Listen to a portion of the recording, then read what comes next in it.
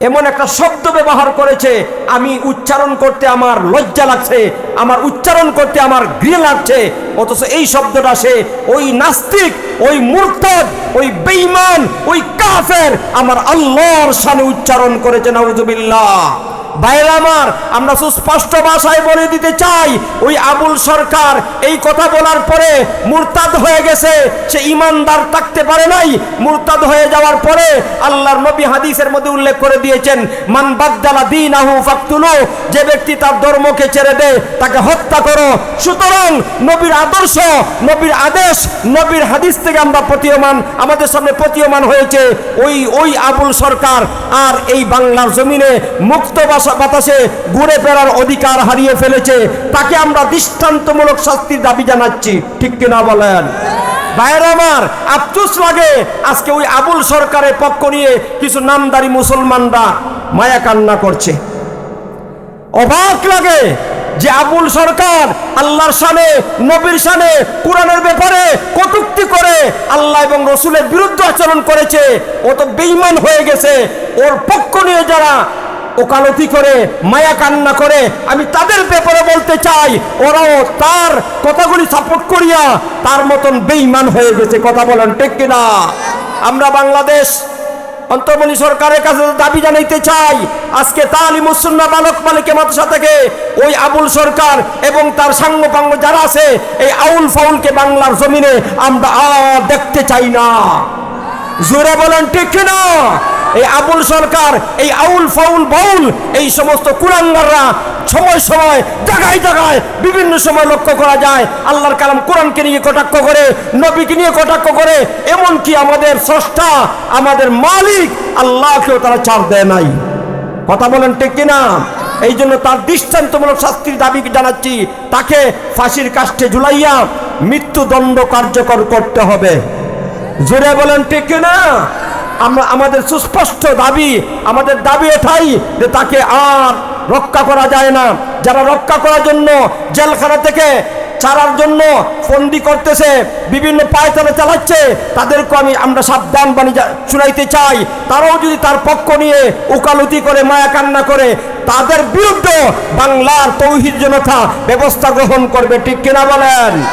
ভাইয়েরা আমার, আসুন আমরা আল্লাহকে ভালোবাসি, রসুলকে ভালোবাসি।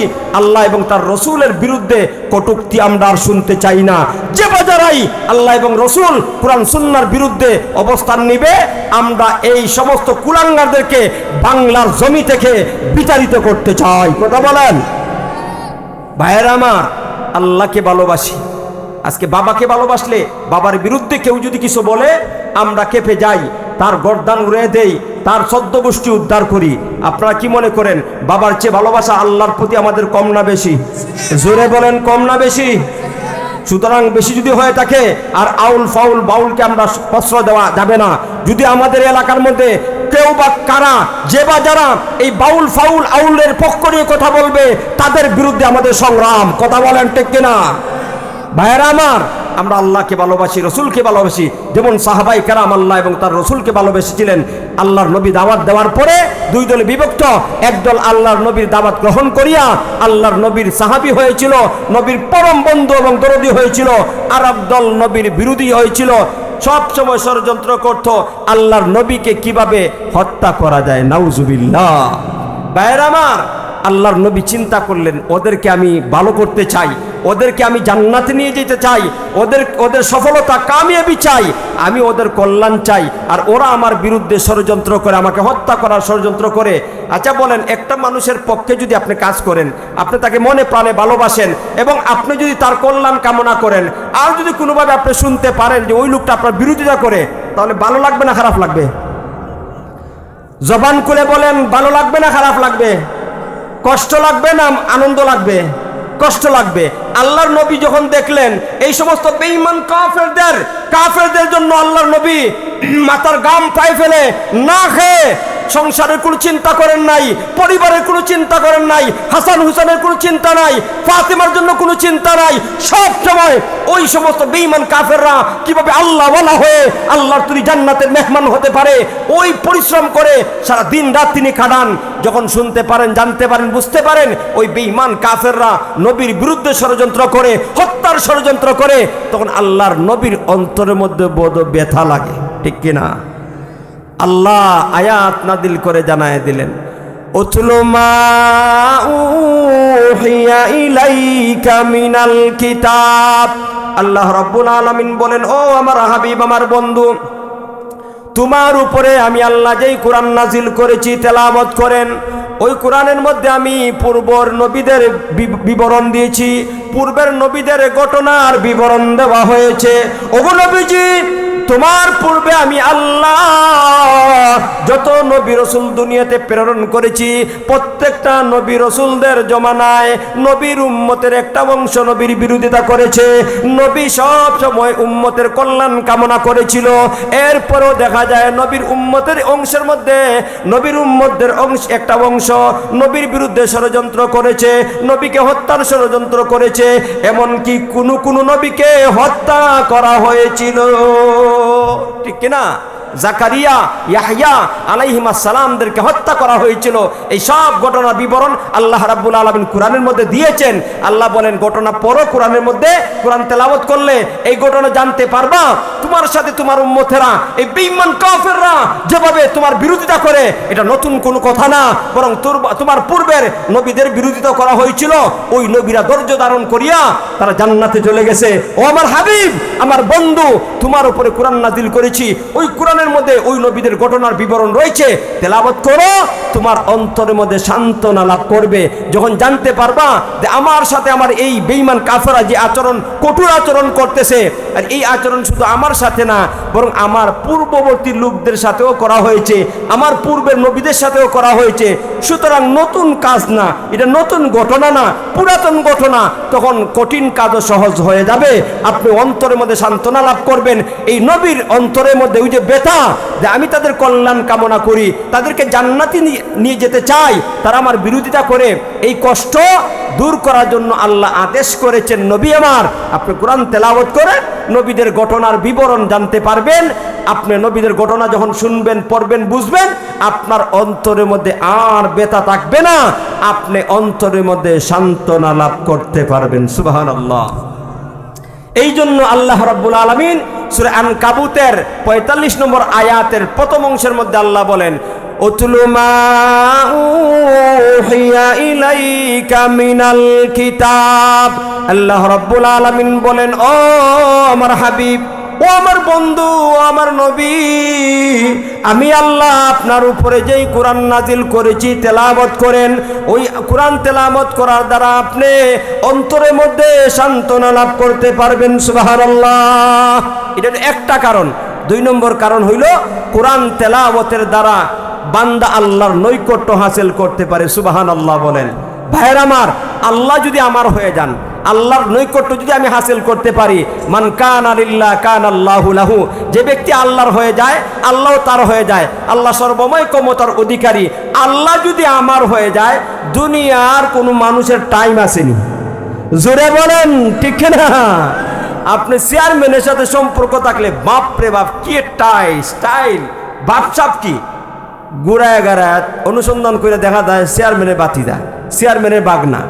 আর যদি এমপির সাথে সম্পর্ক হতো, তার কোনো কথাই নাই। আর যদি মন্ত্রীর সাথে, প্রাইম মিনিস্টারের সাথে সম্পর্ক থাকে, তো দেখা যায় তার চালচলন কারে কয়। কথা বলেন, ঠিক না? অথচ চেয়ারম্যান, মেম্বার, এমপি, মন্ত্রীর ক্ষমতা বেশি না আমাদের আল্লাহর ক্ষমতা বেশি? আওয়াজটাতে এরকম দিছেন, মনে হয় যেন 19-20। কিরে ভাই, দুনিয়ার মধ্যে যত সুপার পাওয়ারের মালিক আছে, গোটা দুনিয়ার সমস্ত সুপার পাওয়ারের মালিকের শক্তি বেশি না আল্লাহর শক্তি বেশি? আল্লাহর সাথে যদি আমার সম্পর্ক হয়ে যায়, দুনিয়ার কিছুরই প্রয়োজন হয় না। আল্লাহ আমার হায়াত মৌতের মালিক। আমার আল্লাহ যদি আমাকে রক্ষা করেন, পৃথিবীর কেউ আমার ক্ষতি করতে পারে না। আসতে বললেন, আল্লাহ যদি কাউকে ইজ্জত দান করে পৃথিবীর কেউ তাকে অপমানিত করতে পারে না। আল্লাহ যদি কাউকে জুতার মালা ফরায়, জুতার পিঠা সিদ্ধান্ত করে আরশের মালিক আরশ থেকে জুতা পিঠার সিদ্ধান্ত গ্রহণ করে, ওই ব্যক্তিকে জুতা পিঠা হাওয়া থেকে পৃথিবীর কোনো শক্তি রক্ষা করতে পারে না। তিনি হচ্ছেন আমার আল্লাহ। সুতরাং আল্লাহর নৈকট্য যদি হাসিল করা যায়, ভাইয়েরা আমার, দুনিয়ার যতই বন্ধুত্ব সম্পর্ক হোক না কেন, মরার পরে আর এই সম্পর্ক থাকে না, এই কবরস্থ করে দেওয়া হয়। কবরে যাওয়ার পরে পৃথিবীর কোনো শক্তি, পৃথিবীর কোনো সম্পর্ক আপনি এখানে কাজে আসে না। আল্লাহর সাথে যদি আপনার সম্পর্ক থাকে, এই কবর থেকে আল্লাহ সাহায্য শুরু হবে। সুবহানাল্লাহ বলেন। এই জন্য 2 নম্বর লাভ কারণ হইল আল্লাহর নৈকট্য হাসিল করা যায় কোরআন তেলাওয়াতের মাধ্যমে। এই কোরআনটাই আপনাদের মাদ্রাসা তালিমুস সুন্নাহ বালক বালিকা মাদ্রাসার মধ্যে দেওয়া হয়। আল্লাহর কালাম কোরআনটা হলো সত্যের মাপকাঠি, আল্লাহর কাছে নৈকট্য হাসিল করার মাপকাঠি, সম্মানের মাপকাঠি। এই পৃথিবীতে কেউ যদি সম্মানিত হতে চায়, তাহলে কোরআন হইলো তার মাপকাঠি। আল্লাহর কালাম কোরআনের কাছে চলে আসো।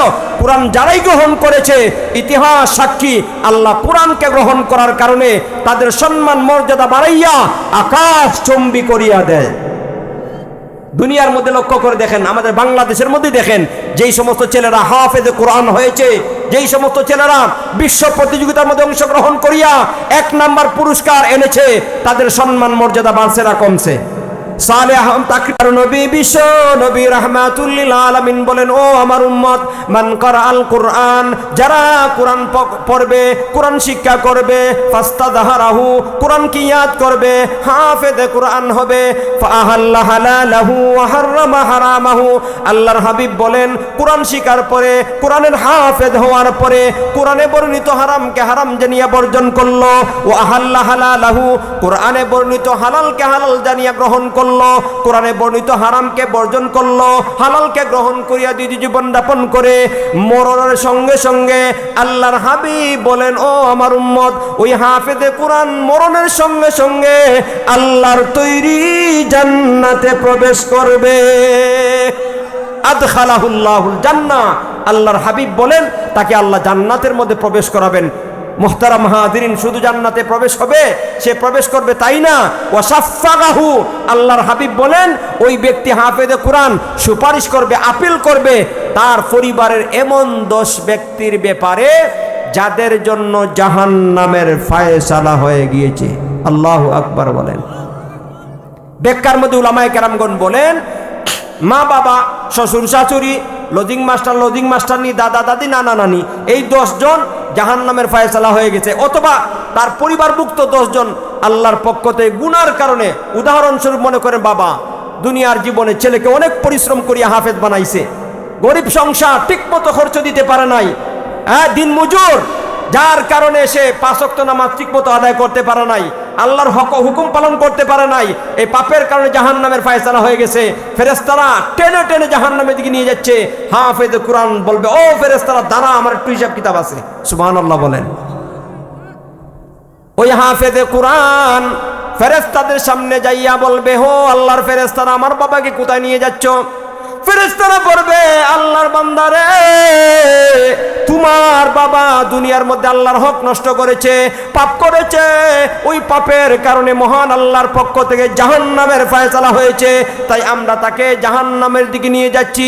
হাফেজে কোরআন বলবে, রাখো, আমি আল্লাহর কাছে একটু বোঝাপড়া আছে। সুবহানাল্লাহ বলেন। হাফেজে কোরআন আল্লাহর কাছে গিয়া বলবে, আল্লাহ, উনি হচ্ছেন আমার বাবা। সুবহানাল্লাহ। জলবাঙ্গা গ্রামের দিন মজুর ছিল, অনেক কষ্ট করে আমাকে হাফেজে কোরআন বানিয়েছে।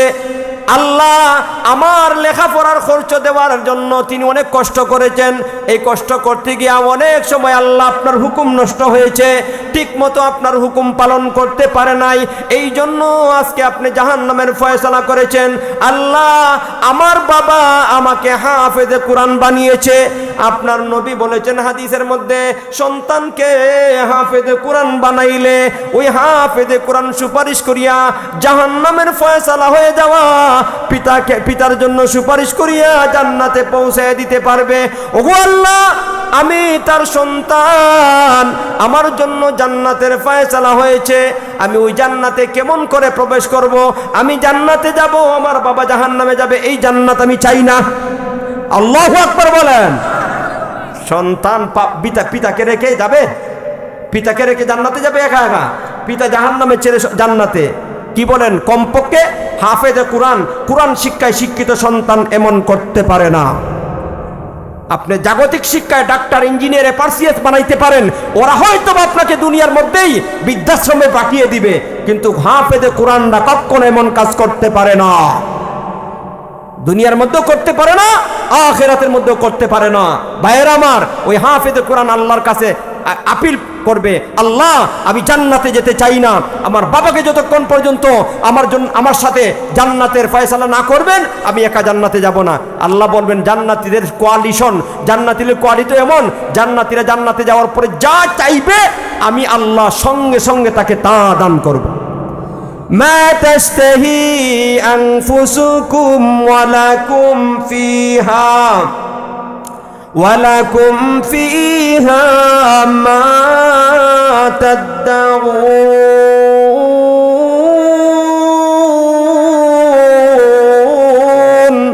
আল্লাহ বলেন, জান্নাতীরা জান্নাতে প্রবেশ করার পরে যা চাইবো তা দেওয়া হবে। ওই জান্নাতি ছেলে হাফেজে কোরআন, সে বলবে আমার বাবারে না দিলাম যাব না। ফেস লাগছেনি? কথা বলেন না কেন? আল্লাহ বলবেন, ও আমার বান্দা, দুনিয়ার মধ্যে তোমার বাবা অনেক কষ্ট করে তোমাকে হাফেজে কোরআন বানিয়েছে। ও আমার বান্দা, আমি জানি তুমি আমার কাছে এই আপিলটা করবে, যা যা এই মুহূর্তে আমি আল্লাহ তোর জাহান্নামের ফয়সালা হয়ে যাওয়া বাবাকে ক্ষমা করে দিলাম, তোর সঙ্গে জান্নাতে নিয়ে যা, আমি আল্লাহ ফয়সালা করে দিলাম তোমার বাবার জন্য আমি আল্লাহর জান্নাতকে রেডি করে দিয়েছি।